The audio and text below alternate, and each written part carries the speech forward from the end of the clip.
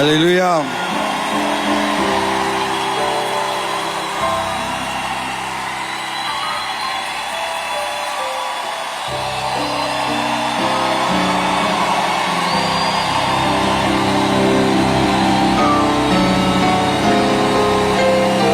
Merci. Prenez place, s'il vous plaît.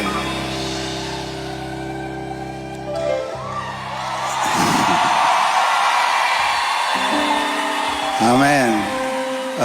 Ne coupez pas le live, hein. Nous voulons que ça passe en live. Ne coupez pas le live.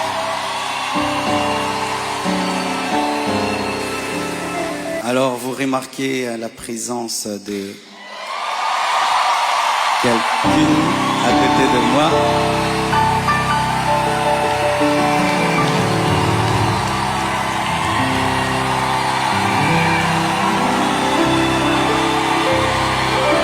Amen. Est-ce que je peux maintenant parler? Amen. Alors, beaucoup de gens posent la question, elle est d'où, elle est d'où, elle est qui? Même des gens me posent la question, même sur ses cheveux. Est-ce que ce sont ses vrais cheveux? Mais les Congolais, nous sommes graves, hein? Même les cheveux de quelqu'un, vous suivez. Elle est malienne, elle a aussi des origines libanaises, donc c'est un mélange comme moi aussi. Alors, j'ai quelque chose à vous dire. Alors, pour ne pas aller de travers, j'ai préféré écrire afin d'être concis et d'être clair, parce que il est bon vraiment que je vous raconte comment on s'est rencontrés. Amen. Hein?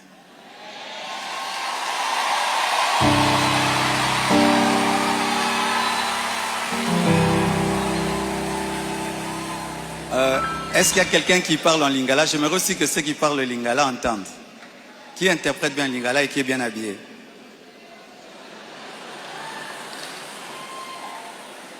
Ok, on va traduire pour ceux qui parlent en lingala un jour.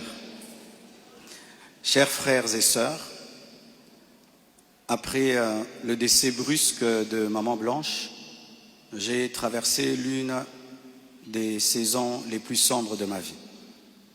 J'étais au bord de la dépression, même de l'AVC et même de la mort. Mais beaucoup ne s'en sont pas rendus compte, car je faisais l'effort de rester fort pour vous encourager et pour que l'Église ne devienne pas un lieu de deuil permanent. La solitude, les nombreux questionnements, la douleur de mes enfants, l'innocence de mon bébé, le poids du ministère, la gestion de mes affaires, de ma maison et même de moi-même, tout cela pesait terriblement sur mes épaules. Il m'arrivait de sécher mes larmes avant de prêcher et de pleurer dans mon bureau après avoir prêché. Dans cette épreuve, le pasteur Ézéchiel Moulumba, un ami d'enfance et fils du même père spirituel, me parla un jour de sa fille Esther.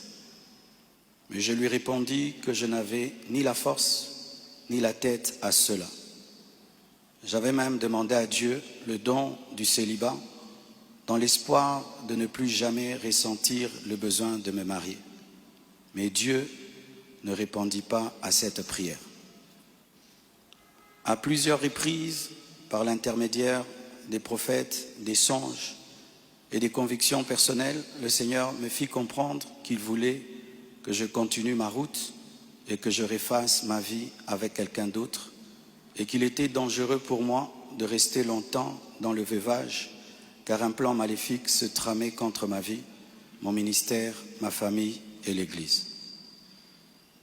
Je me souviens d'une vision particulièrement marquante. J'étais dans une chambre encerclée de très longs serpents aux couleurs magnifiques. Ils faisaient semblant de dormir, attendant que je marche sur l'un d'eux pour m'attaquer. Leur venin était aussi mortel que la beauté de leur couleur. Un seul carré d'1 mètre sur 1 mètre me servait de refuge. La pièce avait une unique fenêtre qui ne pouvait s'ouvrir que de l'extérieur. Et je voyais une servante de Dieu venir ouvrir la fenêtre afin que je puisse m'échapper. Dans cette agonie intérieure, le Seigneur me poussa à recontacter le prophète Ézéchiel, qui me donna le numéro d'Esther. Mais au début, elle ne répondait pas. J'en fis part au prophète qui lui transmit alors mon propre numéro. La première chose que je lui avais demandé, c'était de prier pour moi. Ensuite, nous avons commencé à échanger.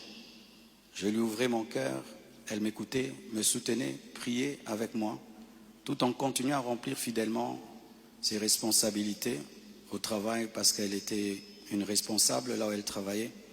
Et à l'église, elle était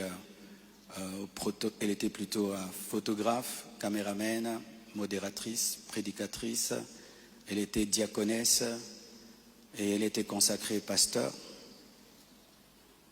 Et elle continue à remplir fidèlement ses responsabilités au travail à l'église, même très tard la nuit, quand j'avais des insomnies et malgré le décalage horaire de 5 et 6 heures.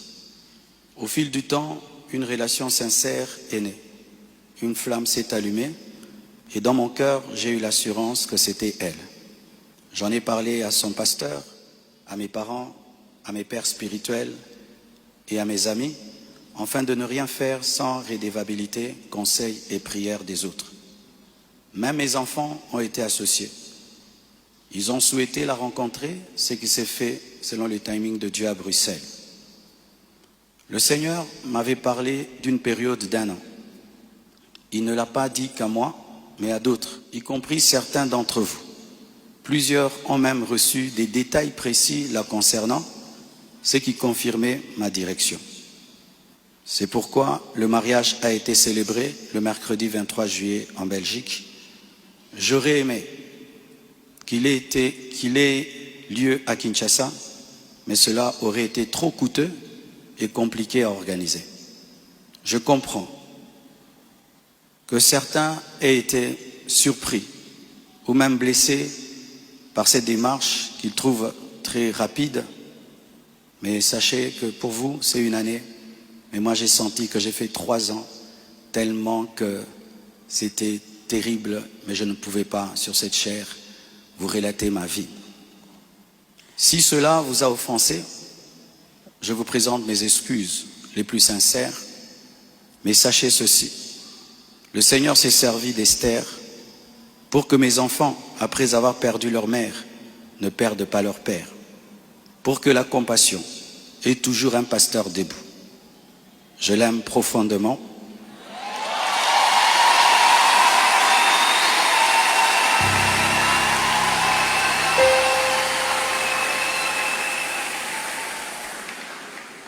Je l'aime profondément.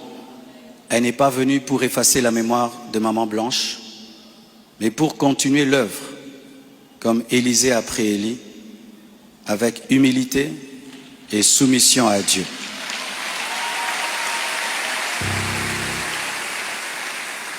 Priez pour elle, elle est étrangère, c'est sa première fois d'être au Congo.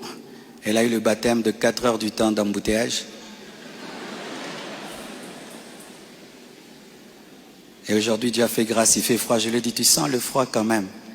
Elle a dit, mais c'est climatisé. Je dis, non, c'est le vent. Priez pour elle, portez-la dans vos cœurs, comme vous m'avez toujours porté dans les vôtres. Demeurez en paix et continuez à prier pour nous, pour toutes ces certaines choses que vous entendez. Je vais clarifier ça progressivement, avec le temps de Dieu, dans l'amour, dans le pardon et dans la sagesse, sans rancune. Et merci de tout cœur et que Dieu vous bénisse abondamment.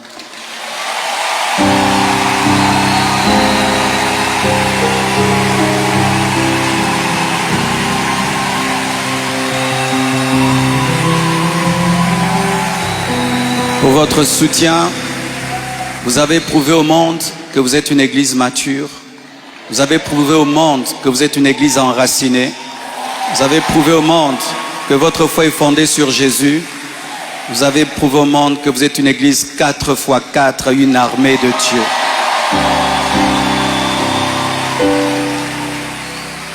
Des fois, je dis à Dieu, tu as beaucoup de serviteurs, pourquoi tout ça c'est moi?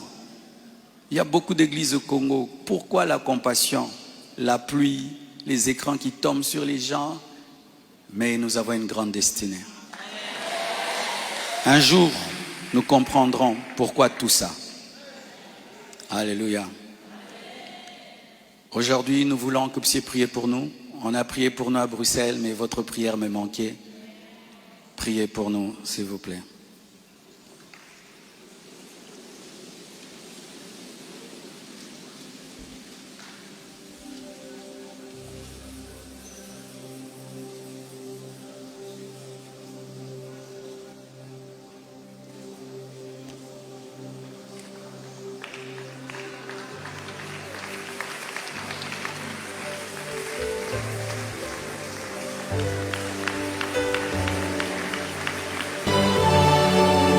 Alléluia.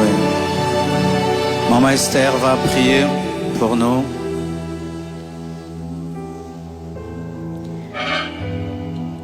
Seigneur, nous voulons te rendre grâce ce matin pour cette première journée, ce premier matin des 25 matins. Nous te rendons grâce éternelle pour tout ce qui a pris place en ce lieu. Nous te disons merci Seigneur parce que nous avons déjà expérimenté ta présence. Nous pouvons palper et sentir ta présence en ce lieu. Et pour cela, nous te rendons des actions de grâce. Nous ne prenons pas pour acquis ta présence, mais nous savons que c'est un privilège que tu nous accordes de la manifester en ce lieu. Et c'est pourquoi ce matin, nous te disons merci. Nous te recommandons également les restants des 25 matins. Nous prions, Seigneur mon Dieu, que nous puissions expérimenter ta présence jour après jour et davantage en ce lieu. Que nous allions dans une profondeur de ta présence. Nous allions encore plus en profondeur dans ta présence. Que nous expérimentions, Seigneur, une dimension que nous n'avons jamais expérimentée auparavant. Et que, Seigneur, tout un chacun ici présent qui a délaissé sa demeure pour venir en ce lieu, et toute l'Église Compassion rentre dans une nouvelle saison à partir d'aujourd'hui. Nous recommandons, Seigneur, tous les orateurs qui vont fouler cet autel, Seigneur. Nous prions, Seigneur, que ça ne soit pas, Seigneur, de par leurs propres mots, par leur propre intelligence qu'ils parlent, mais que ce soit, Seigneur, les oracles de Dieu qu'ils déclarent en ce lieu. Seigneur, nous te recommandons, Seigneur, le retour de toute personne ici présente, Seigneur. Nous prions que tu les protèges, que tu les gardes, que tu préserves, Seigneur, chacun des membres, chacune des familles de cette Église et tous ceux qui nous suivent à distance sur les réseaux sociaux. Bénis le restant de cette journée. Bénis la journée de demain, le culte de demain, Seigneur. Et que toute la gloire te revienne. Tous les honneurs te reviennent, Seigneur. Que toutes les acclamations, Seigneur, montent au-devant de ton trône. Car toi seul es digne, Seigneur, de recevoir notre adoration, notre louange. Tu es le roi des rois. Tu es le Seigneur des seigneurs. Tu es le maître incontesté de l'univers. Il n'y a point d'autre nom, Seigneur, qui soit au-dessus du tien. Sois élevé, Seigneur. Sois glorifié. C'est dans le nom de Jésus que nous avons ainsi prié. Ensemble, nous disons Amen. Que Dieu vous bénisse. Bon retour dans vos maisons. Amen. J'invite les hommes de Dieu, les leaders, ils vont monter. Nous allons prier ensemble.